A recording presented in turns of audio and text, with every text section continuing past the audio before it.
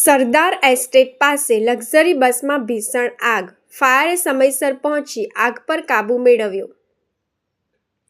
વડોદરા શહેરના સરદાર એસ્ટેટ વિસ્તારમાં આવેલી પાણીની ટાંકી પાસે એક લક્ઝરી બસમાં અચાનક આગ ભભૂકી ઉઠી હતી.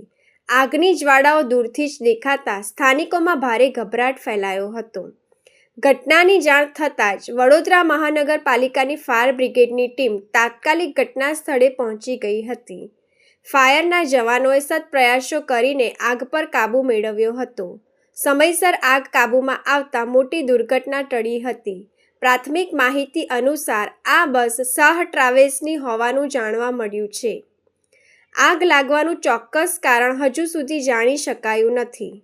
શોર્ટ સર્કિટ કે અન્ય કોઈ કારણને લઈને આગ લાગી હોવાની શક્યતા વ્યક્ત કરવામાં આવી રહી છે. ઘટનામાં જાનહાનિ અંગે કોઈ સત્તાવાર માહિતી પ્રાપ્ત થઈ નથી. જોકે આગમાં બસને ભારે નુકસાન થયું છે. પોલીસ અને ફાયર વિભાગની ટીમે ઘટના સ્થળે પહોંચીને વધુ તપાસ હાથ ધરી છે. આગનું સાચું કારણ તપાસ બાદ જ સ્પષ્ટ થશે.